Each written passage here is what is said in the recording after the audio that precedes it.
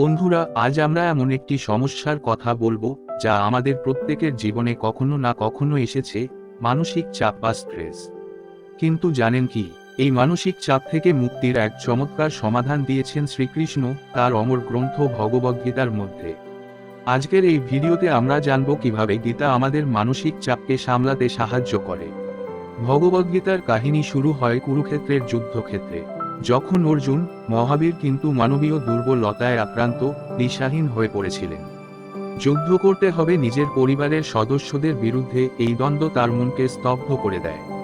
এটা তো আমাদের জীবনের পরিস্থিতির মতোই, যখন চাপে পড়ে আমরা বুঝতে পারি না কি করতে হবে, ঠিক তখনই শ্রীকৃষ্ণ তাকে পথ দেখান।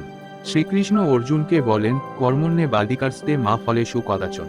এর অর্থ, তোমার অধিকার শুধুমাত্র তোমার কাজে, কাজের ফলাফল নিয়ে চিন্তা করো না। এই উপদেশ আমাদের শেখায় চিন্তাকে ভবিষ্যতের ফলাফলে না নিয়ে এসে বর্তমান কাজে মনোনিবেশ করতে। আমরা যদি বর্তমান কাজকে ভালোভাবে করতে পারি তাহলে মানসিক চাপ কমে যায়।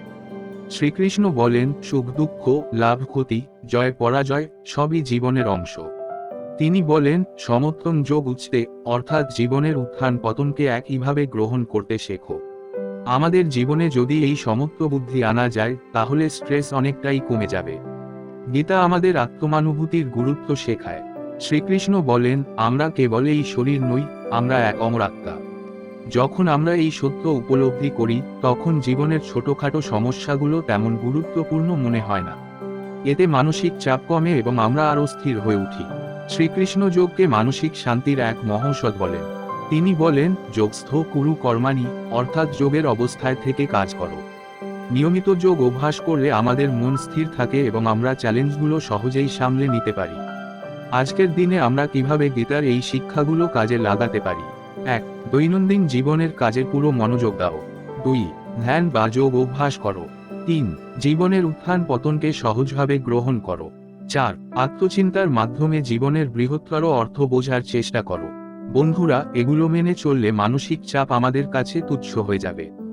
ভগবদ্গীতা কেবল একটি ধর্মীয় গ্রন্থ নয়, এটি আমাদের জীবনের মানসিক চাপ সামলানোর এক অসাধারণ গাইড। যদি এই শিক্ষাগুলো আমরা জীবনে প্রয়োগ করি তাহলে জীবনের যে কোনো চ্যালেঞ্জ সহজ হয়ে যাবে।